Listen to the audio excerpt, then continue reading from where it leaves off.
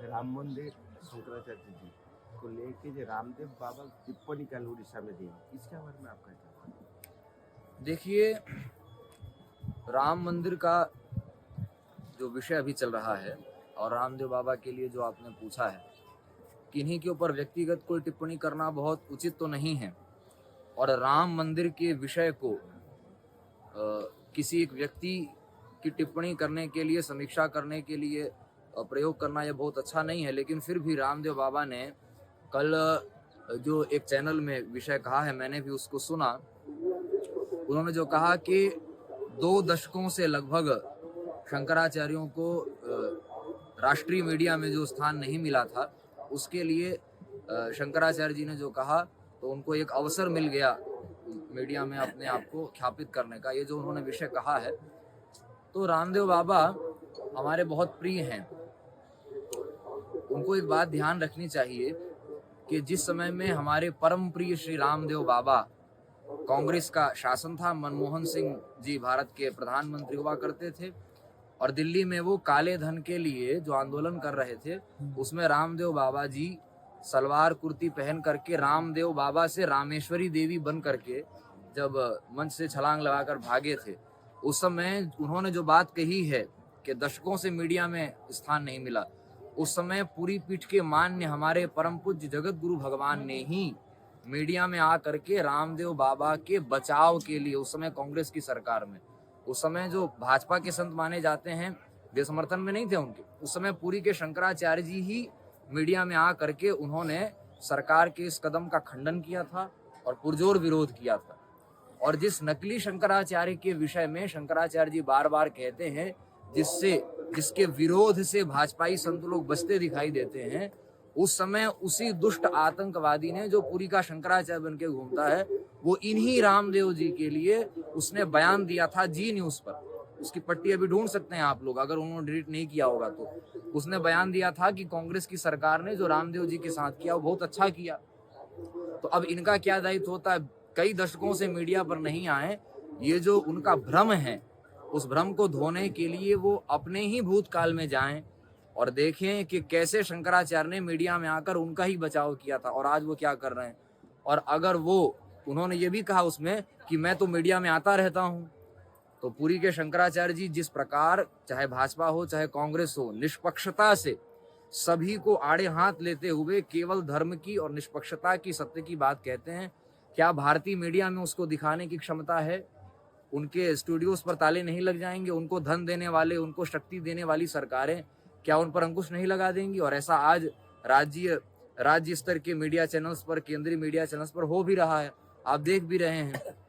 तो दशकों से जो लोग मीडिया पे छाए हैं, रामदेव बाबा भी अगर दशकों से मीडिया पर छाए हुए हैं, तो पूरी के शंकराचार्य जी एक बात कहते हैं कि भाजपा के संत हैं, कांग्रेस के संत हैं, बसपा के संत हैं, सपा के संत हैं, अलग अलग नेताओं के बनाए संत हैं, वो सब छाए रहते हैं।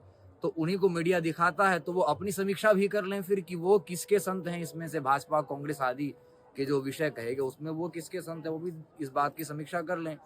और ये भी समीक्षा कर लें कि दशकों से अगर वे मीडिया में छाए हुए हैं, तो वो किस विषय को लेकर मीडिया में आए थे और किस विषय को लेकर मीडिया में छाए थे। काले धन को लेकर छाए थे। और अभी लगभग 1 दशक से तो जिनकी सरकार है, उसमें उनका वो मुद्दा कहाँ चला गया जिस मुद्दे के कारण वो मीडिया में आए थे, और मीडिया भी उसी मुद्दे को लेकर उनको दिखाता था। तो मीडिया भी अपनी समीक्षा करे कि वो किस मुद्दे को लेकर उनको दिखाता था, वो मुद्दा कहाँ छूमंतर हो गया, और वो किस मुद्दे को लेकर आए थे, वो काले धन का मुद्दा कहाँ छूमंतर। आचार्यों पर आक्षेप करना ये अच्छी बात नहीं है।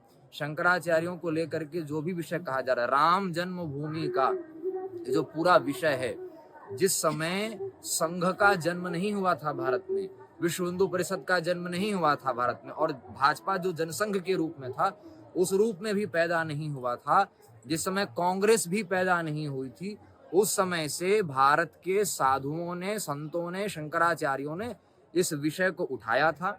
जो नागाओं की, साधुओं की चर्चा का विषय था केवल राम मंदिर, उसको सबसे पहले यति चक्र चूड़ामणि हमारे परम पूज्य परम गुरुदेव धर्म सम्राट स्वामी करपात्री जी महाराज ने ही जन जन का आंदोलन राम मंदिर को बनाया।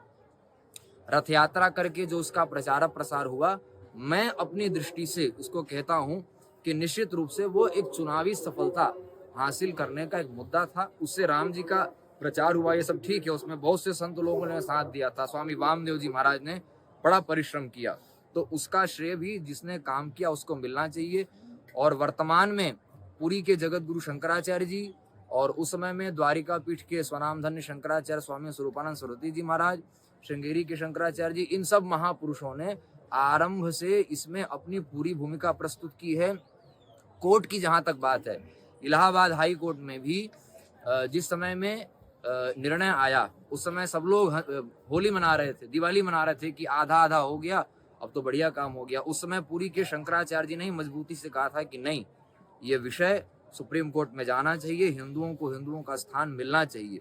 उस समय कोर्ट में भी एक शंकराचार्य, द्वारिका के शंकराचार्य जी महाराज की ओर से भी वहां पर पक्ष रखा गया था। और एक शंकराचार्य जब पहुंचे हैं तो सबको जाने की वहां पर बात थी भी नहीं, एक प्रतिनिधि के रूप में कोई व्यक्ति था, उससे काम चल ही रहा था। चाहे मैदान की बात हो, चाहे आंदोलन की बात हो, सभी स्थितियों में राम मंदिर के लिए शंकराचार्य ने अपनी भूमिका प्रस्तुत की थी और आज भी कर रहे हैं। तो ये आक्षेप करना, ये अपने ही स्तर को गिराना है। ऐसे व्यक्तियों को जो आचार्यों के विरोध में बोल रहे हैं, उनको इतिहास की समीक्षा करना चाहिए।